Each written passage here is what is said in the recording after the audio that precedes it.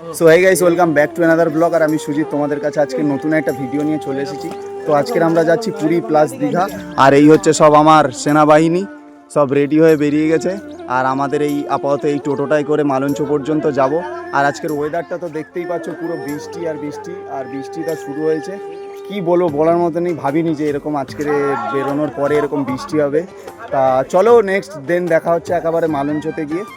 তো তারপরে আমরা মালঞ্চে চলে আসলাম। আর এই হচ্ছে মালঞ্চ, আর আমাদের আগের দিকে বাসটা দাঁড়িয়ে আছে, একটু হেঁটে হেঁটে যেতে হবে। আর আমরা বাসে উঠে শুধু এতটা মজা করলাম, একটুখানি দেখো।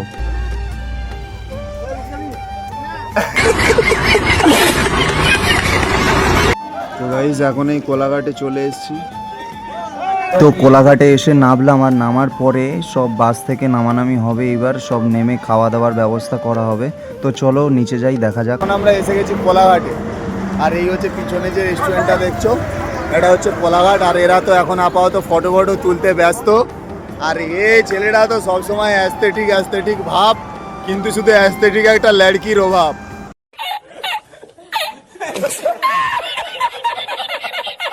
ঠিক আছে, কখন আবার স্পাইডারম্যান হয়ে যাচ্ছে। এইটা আমাদের গাড়ি, এই গাড়িটার পেছনে এত সুন্দর এই স্পাইডারম্যানটা আঁকানো। তো সত্যি বলতে কোলাঘাটে আসার পরে এখন আমাদের কিছু খাওয়া দাওয়ার সময়, খাবো। তো চলো, খাওয়া দাওয়াটা কি এনেছি, মেনুটা তোমরা দেখতে থাকো, চলো। তারপর আমাদের খাওয়া দাওয়ায় ছিল রুটি, ছিল মাংস ছিল, আর এই হচ্ছে আলাদা করে এখান থেকে তড়কা নেওয়া হয়েছিল। তো এইগুলো সবাই খাওয়া দাওয়া হচ্ছে। আর শুধু একটু জিতের ভাবটা দেখো, বাস এই একটা বড় দেখে ঠ্যাং নিয়ে ও খাওয়া দাওয়া করছে, বা এরকমভাবেই চলছে, সবাই বেশ আনন্দ করছি। আর এই হচ্ছে সানি, ওর খাওয়াটা তো সব অ্যাস্থেটিক খাওয়া দাওয়া, সব ছেলেবেলে। তো তারপরে এই যে মাংস সব খাওয়া দাওয়া হচ্ছে, আর আমি একটু টেস্ট করলাম, কারণ যতটা যা ছিল আমি এসে দাঁড়ালাম। আর এখানটা আমাকে একজন জিজ্ঞাসা করছে, তোমাকে এখানটা বসার জন্য আলাদা করে 150 টাকা দিতে হবে। তো আমরা সেই রকমভাবে একই রকমভাবে ঠিক আছে বলে বসে পড়লাম, খাওয়া দাওয়া করলাম।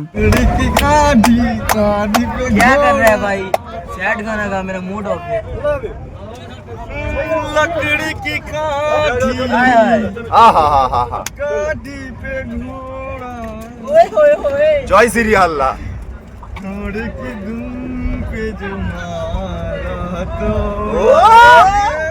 চল চল চল, সেই হচ্ছে সেই গানটা, চলো ভাই। সবে খেয়ে দিয়ে উঠলাম, খুব ক্লান্ত লাগছে আপাতত। আর এই হচ্ছে কোলাঘাট, এখানটায় ওইখানটায় বসে বসে আমরা খাওয়া দাওয়া করলাম। তো খেয়ে দিয়ে খুব ক্লান্ত লাগছে, এবার একটু রেস্ট নেই। একেবারে তোমাদের সাথে দেখা হচ্ছে কাল সকালবেলা দীঘাতে গিয়ে। সো গাইস, এখন বাজে 3টে। আর এখন এই যে আমাদের ভাইয়ের ফোন, তার গার্লফ্রেন্ডের ছবি সেভ করে রেখে দিয়েছে, 3:18। আর এখন আমরা এসে পৌঁছালাম সবে দীঘাতে। আর এখন এই রুমের সামনে গাড়ি ফাড়ি সব দাঁড় করানো আছে। আর এইসব সব তো অ্যাস্থেটিক ছেলেবেলে সব বেরিয়ে গেছে। আর সকাল সকাল সবাইকে জানাই গুড মর্নিং। আর তোমাদেরকে একটুখানি পরেই নিয়ে যাব সমুদ্রের পাড়ে, সবাই অনেক আনন্দ হবে, অনেক মজা হবে। তো চলো দেখতে থাকো ভিডিও। বাস থেকে নামার পরে মানে কেউই আসেনি। তো আমরা কি করলাম, হঠাৎ মাত্র প্ল্যান করলাম যে সমুদ্রের ধারে যাব। আমি আগের বারে যেহেতু এসেছিলাম, তো আসার পরে আমি এই জায়গাগুলো আমার অনেকটাই চেনা জানা আছে। তো তার জন্য আমার বন্ধুবান্ধবকে নিয়ে আমরা এখানটায় সবাই চলে আসলাম। আর একদম দেখো, ফাইনালি পুরো একদম সমুদ্রের ধারেই পৌঁছে গেছি। দেখতে পাচ্ছ, অতটা হয়তো দেখা যাচ্ছে না ভালোভাবে, কিন্তু পুরো একদম সমুদ্রের ধারে আমরা পৌঁছে গেছি। আর এখানটায় সবাই আছে, এই যে ছেলেবেলেগুলো দেখছো, সব আমাদেরই ছেলেবেলে। সো আমরা সব একসাথে এসেছি, শুধু দূরের থেকে ঢেউগুলো আসছে, শুধু দেখো গাইস, পুরো মনটা শান্তি হয়ে যাবে। এই যে ঢেউটা আসছে গাইস, চলো। এই দেখো গাইস, একদম কত কাছাকাছি চলে আসছে। সত্যি বলতে অনেকটা মজা লাগছে। গাড়িতে অনেক কষ্ট, অনেক জার্নি করে এই পর্যন্ত এসেছি। জলটা দেখো গাইস কতটা চলে আসছে। আর আমরা সেই ওই দিক থেকে অনেকটা রাস্তা পুরোটা হেঁটে হেঁটে এসেছি। আর কি বলবো, বাস থেকে নামার পরে প্রথমে তো ভেবেছিলাম যে সকালবেলা যাব, কিন্তু সেই সকাল পর্যন্ত আর ওয়েট করতে পারলাম না। সত্যি বলতে রানিং বেরোলাম, ওখান থেকে বেরিয়ে অল্প অল্প করে হাঁটতে, আমার অল্প রাস্তাটা চিনা ছিল, হালকা হালকা আমি চিনতাম।